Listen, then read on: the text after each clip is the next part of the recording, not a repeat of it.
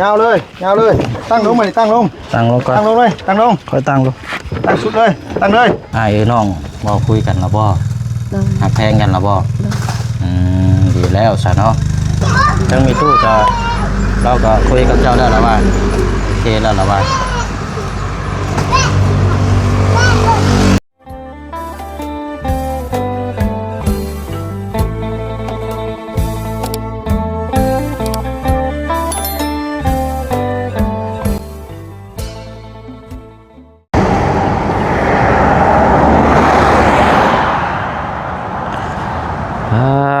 แดดฮ้อนเอา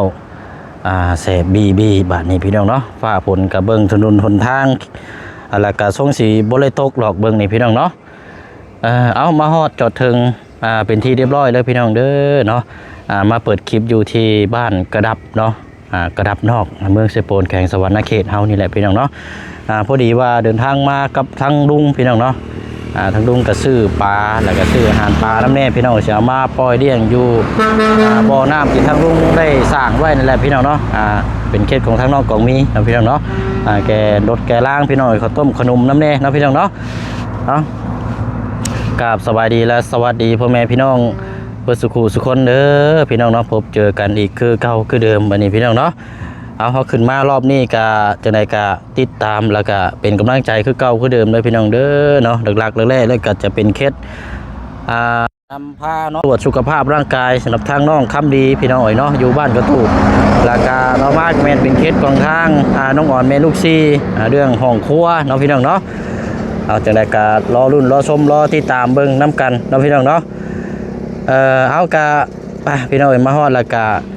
เดี๋ยวสีพ่วงไปพุ่นก่อนเนาะทางแม่น้องใจดีพี่น้องเนาะเพราะว่า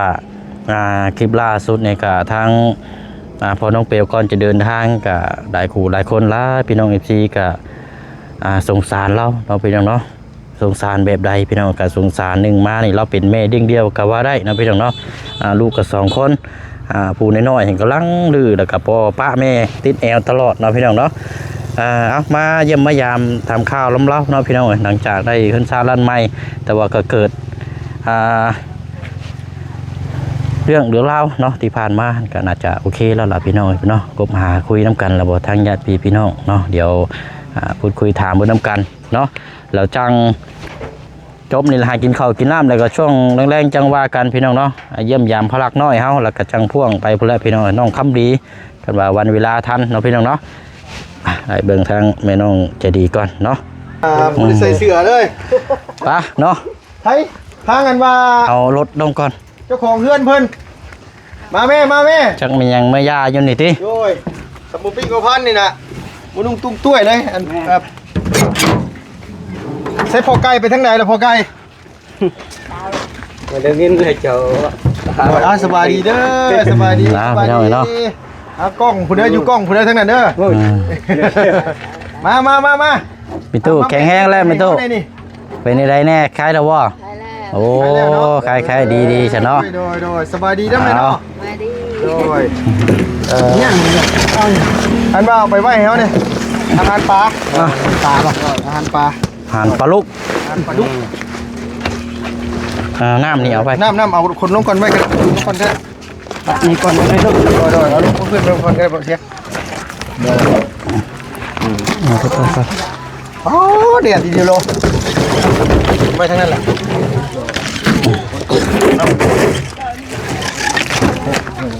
ก็เมื่อรถนี่มาก็มารถนี่ลุงเนาะโดย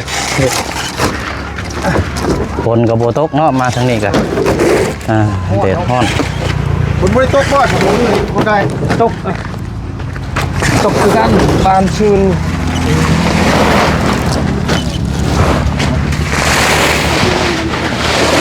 ลงเลยวะไปพุ่นเลยเนาะไปพุ่นเลยพุ่นละไปเจียงพุ่นละนั่นช่วยไม่ลงตัวนั้นนะเอาละเอาไว้ก่อนก็ได้น้ำวันนี้พอละอันนี้นี่ปดเชือกให้เขาเนี่ยได้ละฮ้อนเนาะโอ้ยเจ็บขี้ตมเดี๋ยวเบิ่งอันนี้ก่อนพี่น้องเราจังไปพวกเยี่ยมยามแล้วเนาะไม่น้องใจดีวิเละเลยเว้ยแต่กัน ตำมะกล้วยว่าโอ้เนาะขี้ต้ม อันไหนไว้แต่อ่อนกองห้ากุมละเจ้าเนื้อน่ะมันเอาเบียดอย่างนี้สิ ข้างแดดว่าเชียงบ่ไหวบ่ โอ้ได้เยอะบ่หน้าบ่ลงก็ยังไว้ในอะไรอยู่ ไปให้ เอาลง ร ร ถ ถก่อนเอาลงรถก่อน เอารถลงก่อนโมเมนต์เอาลงเอารถลงเอา คือว่าหนุ่มเขา ดูรู้ว่ารถล่มกับล่มรถไปสันวะนี่โมเชียงล่ม ก็ รถ กลับไปดิ โดย รถล่มบ่แม่นได้ดิ โมเมนต์ไหนล่มรถ ล่มรถ ล่มรถรถล่มรถเลือดออกหัวแตะ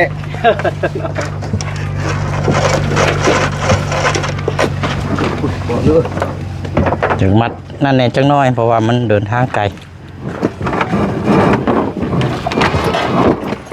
เฮ็ดในยังห้างข้างคอกหมูเขาน่ะ นักล่ะ พื้นชั้นเทบ่ ยังอยู่เพิ่น เออ แอดวานนี่ซื้อนี่ แล้วได้สีหญ้าสีตองนะมองเข้าไป เฮ้ยปัญญามันยังมืออื่นอีแล้วลบก็ได้ตักก็ได้ตัก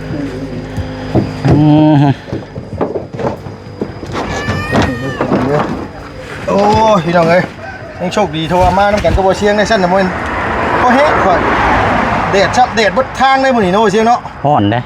ฮ้อน เอ้าดีดอ อยู่ใส่กับฝนบ่ได้ตกถือว่าเดินทางมามื้อนี้นี่ธรรมดาพี่น้องฝนบ่ได้ตกเต็มฮ้อนน้ำ อ่ะตัดคืนเพิ่นนี่ก็มีเชือกนะแบบนี้นะ เอาขาตั้งขึ้นก่อนลุงโอเคจับได้จับมันมาจับกันมาโชกมันน่ะจับโชกมันน่ะอ้าย นี่เนาะ จับ โช โช ก ค เลย ละ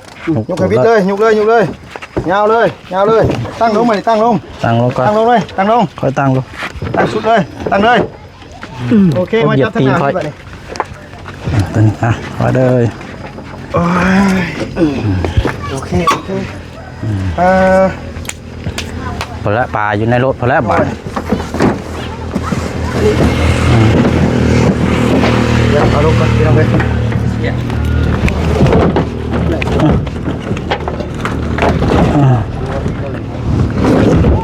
ึ้นนี่เนาะ ผ้าอยู่ห้องกัน เดี๋ยวเมื่อก่อนทั้งกล้องขนมตัวนั้นอยู่พุ่นแต่ว่าเขาแก้แล้วของเขาตัวได้ตัวนั้น เฮ้ยเจ้าแก้ป่ะ ของเขาตัวนี้ที่ไปเยี่ยมทั้งแม่น้องใจดีอยู่ โดยไปเอามันมา โอ้ละ ให้นอก ไปเบิ่งรถละปลา ปลาพี่ไหมเอาพี่ไหนลูก ตัวเรือฟังนั่นเด้อป้าสาวพี่น้องเนาะเดี๋ยวพุ่นก่อนเยี่ยมยามทั้งแม่น้องใจดีก่อนเนาะเป็นนี่ได้อันนี้ก็เอารถลงแล้วก็ทั้งลุงน่ะอยู่ในรถปลาเนาะบ่อยเลยพี่น้องเอ้ย ซื้อมา2 ล้านปลายนะฮะ นั่งกอดเสาเนาะเป็นนี่ได้ดิเดินหอนเอาเนาะไปมึงยุ่มกับลกคือเก่าอันนี้เนาะเอา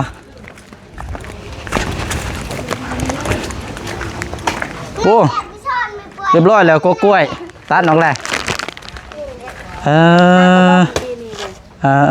มันหักเลยนี่เนาะเอาอยู่ดีมีแห้งเนาะสบายดีเป็นยังไงเนาะคือนั่งกอดเขาอยู่อันเสาอยู่แท้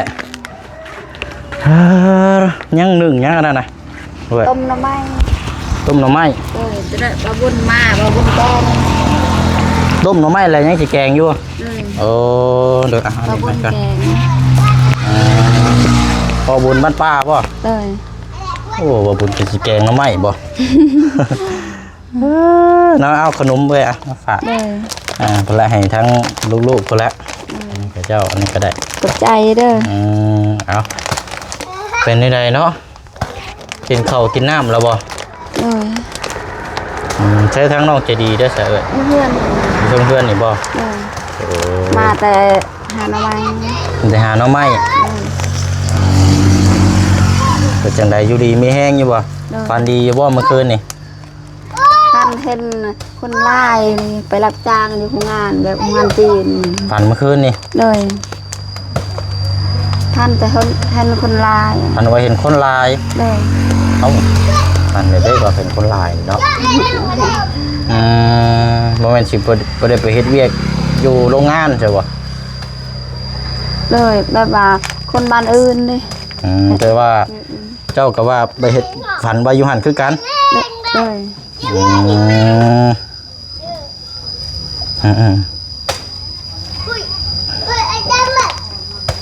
มันสิไปเป็นสาวโรงงานซะบ่ย่านแม่นอยู่เด้อนี่เนาะเอ้าฝันว่าเห็นคนอยู่หลายอยู่โรงงานเนาะ เลย สิได้งานการสิได้เปลี่ยนอันนี้บ่จักเนาะโอเคอ่ะไปนั่งพุทธก่อนก็ได้เบิ่งลูกเด้อคอยเฮ็ดเด้อมันล้มทับเด้อ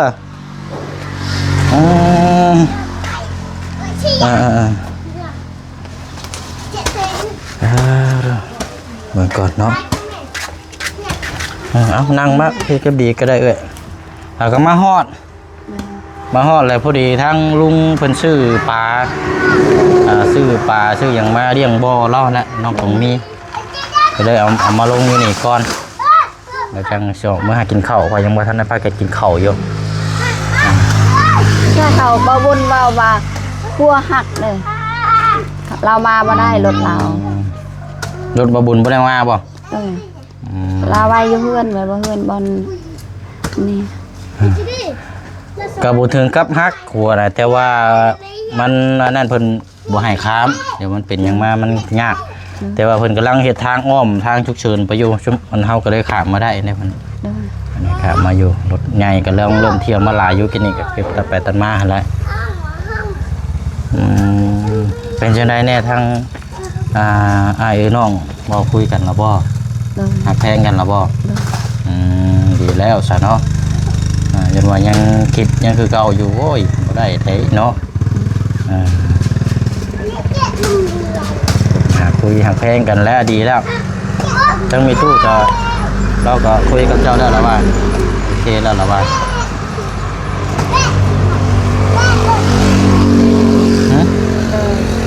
คุยแล้วบ่หรือว่ายังท่านก็อยู่ใครอยู่มั่นแต่เราเป็นยังว่าถึงยังบ่ทันได้คุยกับเราซะบ่ห้องเป็นยังนะเราบ่คุยนำบ่หรือว่าเจ้าบ่คุยนำเป็นไรเราก็ได้คุยน้ำก็ไม่ได้คุยน้ำเราก็อยู่แบบนี้ต่างคนต่างก็ยังบ่ทันได้คุยนำกันอยู่โอ้เนาะ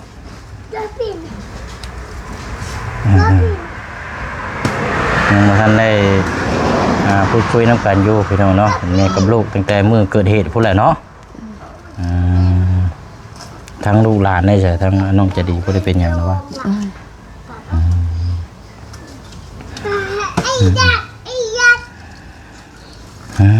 เนาะเวลากะคบหาคุยกันนั่นแหละเนาะมันจะได้ดีบอกกับลูกกับแม่บ่คุยน้ำกับลูกก็ยังไปคุยน้ำเนาะยังรอเราก็ยิ้มแย้มแจ่มใสเศร้าได้มีตู้ที่นี่กันเราก็ย่างมานี่แหละพี่น้องโอ้ยเด็กน้อยนะบอกปัดมาเปล่าจังหน่อยถือกันได้ค่ะไปเอาไปเอาเก็บมีดไปแห่งกระเจ้านี่มาเอาขนมเนี่ยเอาไปกินไปมาแต่ไอ้ไก่เนี่ยจ้าแกมาเปล่า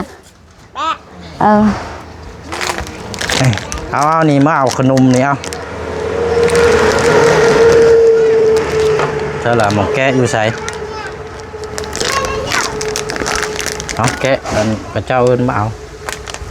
น่าไก่เลยน่าไก่เอาไปแบ่งกันกินไปย่านละที่อย่างนายปะไม่ได้มัดลำย่านบักบาดเลยบาดไหน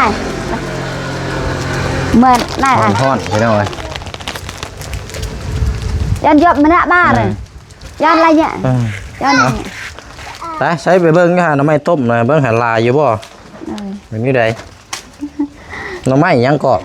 น้ำไม้บงน้ำไม้ไร3-4 คนแบบว่าเขาจุ่มกันเนี่ยบ่มีเลย คือหน่อยแท้ น้อย โอ้มันบ่ได้หลายได้ซาดอกแค่แน่เจดีแน่เลี้ยงแน่กะน้ำตาลนี่ ไปหาอยู่ไสอันนี้น่ะมันบ่ได้มีป่าหน่อไม้ใหญ่บ่เอ้ย เลยแบบมันหน่อไม้ไผ่ก็มีแบบว่าพุ่นผักเซ่พุ่นจักมันได้จักบ่แบบว่ามันบ่บ้านที่ได้แบบว่าดินทรายอยู่นี่ก็แบบว่ามันบ่ได้ กันสิว่ากับป่าหน่อไม้ยังบ่มีหลายนะอยู่นี่เนาะ เลย ยังมีน้อยกันสิว่าว่า ขยำหน่อไม้ลายมันมีลายก็ลายอยู่ ตัวนี้ยังบ่ทันได้มีหลายตัวนี้เนาะ เลยยังบ่มีลาย เนาะไม่เนาะลายใช่ไหมเนาะเฮ็ดเตียงนั่งเด้พี่น้องเฮ็ดเตียงนั่งใหญ่ๆครับบ่จัก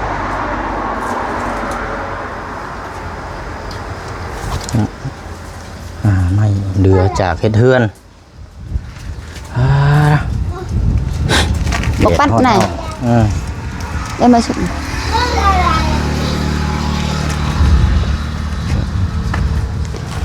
ยังไม่นำ เอากินแล้วก็ถุงยางก็ทิ่มน้ำจูดน้ำเด้อ เลย มันหกมันเหื่อน่ะมันก็เบิ่งบ่งามถุงถังขยะอยู่หน้าบ้านให้คันว่านั่นก็จูดรถด้วย เลย จูดแล้วก็ยังสะอาดเนาะ ให้มันแห้ง บ้าน ก่อน สร้าง ยังบ่ทันแห้งเว้ยมัน ยังบ่ทันแห้งอยู่ เลย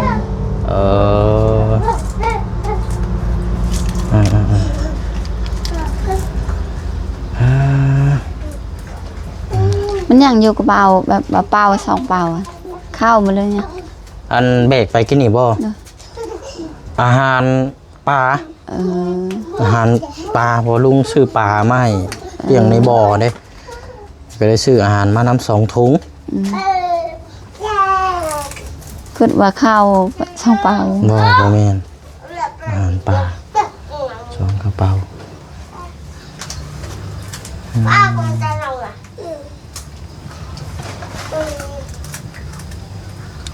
โอ้คือห่อนแห้งแท้เนาะเป็นปวดหัวนี่โอ้นอนเทิงเนาะจะดีเนาะ เลย นอนเว้นบ่ จะดีนั่นวันหรือหากระตื้นมาแต่หาหน่อไม้ มาแต่หาหน่อไม้ เลย โอ้ยเมื่อยเนาะ เลยแค่ผู้เดียวห้ากับว่าได้ซ้ำนี่3 คน4 คนนะหน่อไม้นี่ น้อยเดียวเนาะ เลยกับลุงนูดไปนะ พากันไปหาหน่อไม้ เลยกับปลาไหลนะจับมาเงินอะไร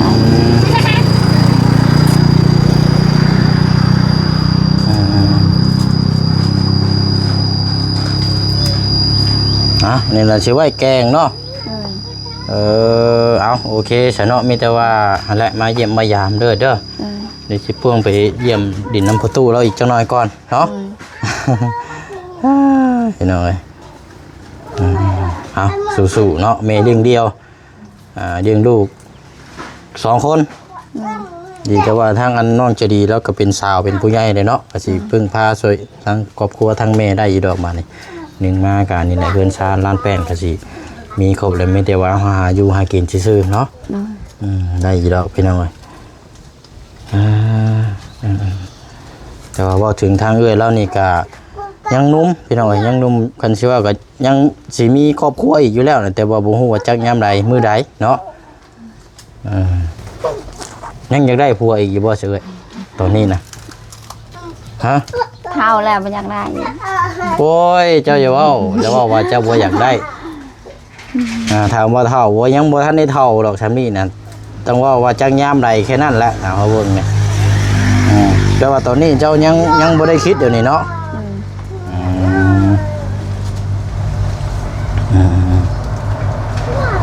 มีอยู่แล้วจักยามใดก็เบิ่งน้ำกันนี่พี่น้องทางแม่น้องใจดีอายุยังบ่ทันได้ฮอด30ซ้ำบ่จักบ่เท่าไรอายุเจ้าจะดี12แล้วได้ตอนเลยเอาพวกได้18 19เท่านั้น89ประมาณ30นี่แหละเนาะ สีรุ่นเดียวกับบ่เสียงนี่แหละพี่น้องกันสิเว้ากัน พอบักไก่อ้ายพ่อเขาเลี้ยงกับอ้าย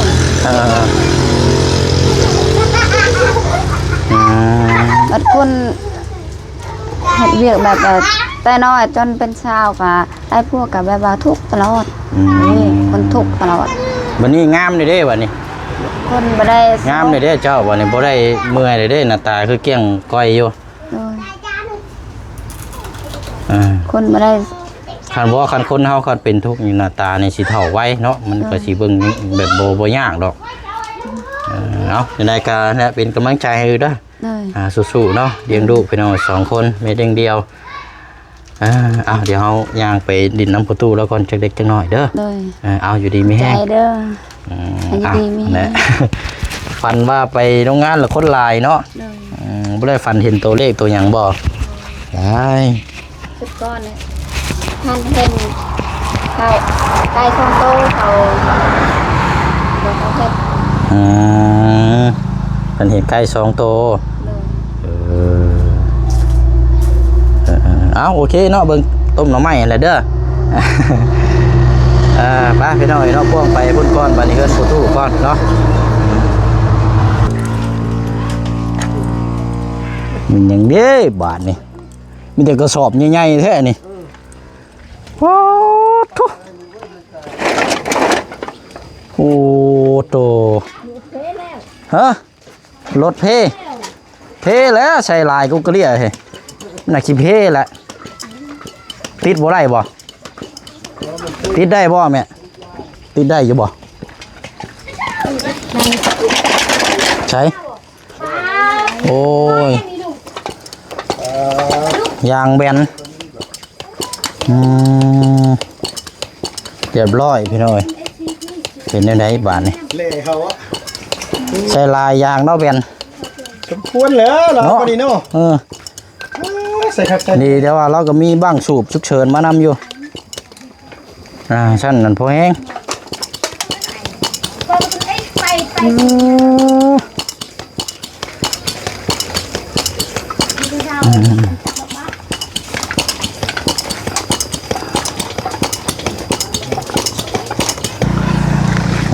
โอเคใช่พี่น้องเนาะตอนแรกว่าสิเข้าไปเยี่ยมยามทางประตูเราบ่ว่างพี่น้องเนาะมีแต่ว่าหันภาพมาบัดนี้ก็ตามนั้นละบัดนี้พี่น้องเนาะฝากพี่น้อง FC เฮาติดตามรับชมน้ำกันเลยพี่น้องเด้อเนาะจบจากนี้แล้วสิเมื่อก่อนพี่น้องไปหากินข้าวกินน้ำก่อนเนาะกินข้าวกินน้ำแล้วก็จังสีพ่วงเยี่ยมยามทำพลักน้อยเฮานำบัดนี้พี่น้องเนาะมีของขวัญจากทางเมใจดีเนาะทางพี่ใต้พี่น้องได้ฝากเครื่องของมาให้เนาะดุนชมเบิ่งน้ำกันจักซีเมนยังแล้วพี่น้องมีอยู่ถุงนึงเนาะแล้วก็จังสีพ่วงไปพุ่นละพี่น้องเนาะทางบ้านกระตูบเบิ่งข้างน้องคำดีก่อนขันสีทรงสีท่านกับพี่น้องเนาะไปเนาะลาพี่ลาน้องไปก่อนพบเจอกันในคลิปหน้าเด้อพี่น้องเนาะเบิร์ดสุขุสุคนเนาะบ๊ายบายดีสบายดีพี่น้องเนาะเจ็บดินกระแมนพี่น้องเนาะแล้วก็เป็นวัดในจังน้อยเนาะว่าพิษว่าฉืดอยู่พี่น้องขอโทษขออภัยละลายได้พี่น้องเด้อเนาะรถถนนหนทางเพิ่นก็เริ่มขับเคลื่อนมาเรื่อยๆนะพี่น้องเนาะเพราะทางก็เริ่มทางแก้ไขทางฉุกเฉินนี่ก็เริ่มได้แล้วเนาะพี่น้องเนาะไปเนาะบ๊ายบายเด้อพี่น้องเด้อเนาะสุขุสุขคนเนาะสบายดี